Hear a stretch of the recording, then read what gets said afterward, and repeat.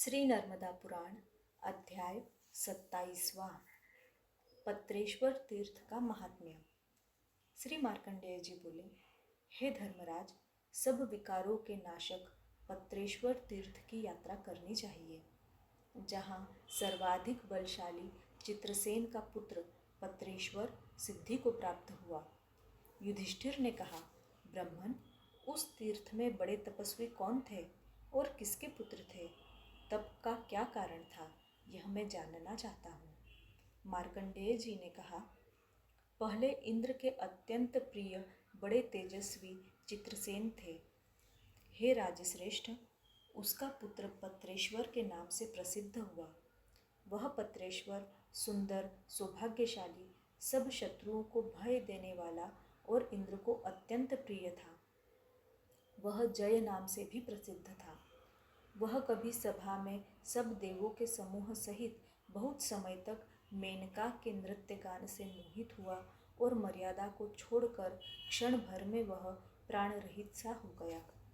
तभी सुरेंद्र इंद्र ने इंद्रियों के वशवर्ती होने से उसे शाप दिया, जिस कारण से स्वर्ग में स्थित होकर भी तुमने मर्त्य धर्म को प्राप्त कर वैसा ही आचरण किया है। इससे मनुष्य लोक में निश्चय ही तुम बहुत समय बिताओगे। देवराज के ऐसा कहने पर चित्रसेन गंधर्व का पुत्र युवक वह पत्रेश्वर कांपते हुए हाथ जोड़कर इंद्र से कहा, चित्त और इंद्रियों को न जीतने वाले मूढ़ पापी ने जो फल पाया है उस पर तुम कृपा करो। इंद्र ने कहा, नर्मदा के तट पर तुम 12 वर्ष तक जितेंद्रिय होकर शांत स्वरूप भगवान शिव की आराधना करो, तब फिर तुम सद्गति को पाओगे। सत्य और शौच, बाह्य और आभ्यंतर शुद्धि में तत्पर, परम धर्मशील, मन इंद्रियों को बस में किए हुए श्रेष्ठ पुरुषों के लिए ही यह लोक है, पापियों के लिए नहीं। ये ही शास्त्र का निश्चय है। महाराज, बुद्धिमान इंद्र के ऐसा कहने पर बुद्धिमान गंधर्व पुत्र पत्रेश्वर उनको प्रणाम कर भूलोक चला गया। नर्मदा के निर्मल जल में ब्रह्मावर्त तीर्थ के पास विधि पूर्वक पूजा कर वायु, जल, पिन्नी, फलों, पुष्पों और पत्तों के मूल भक्षण और यावक से कल्याण कुलथी से उसने पंचाग्नि सेवन द्वारा उग्र तप किया। उसके तप से भगवान शंकर संतुष्ट हो गए। अपने सामने हाथ में पिनाक धनुष लिए वर देने के लिए त्रिशूलधारी अंधक दैत्य के विनाशक अर्धचंद्र भूषित मस्तक वाले गज चर्म रूपी वस्त्र वाले उमापति शंकर को देखकर वह चरणों में पड़ गया। श्री शंकर जी ने कहा, निष्पाप, तुम वर मांग लो, तुम्हारा कल्याण हो। मैं तुम्हें वर देने वाला हूँ। तुम्हें जो चाहो वह आज मैं देता हूँ। इस विषय में तुम विचार न करो।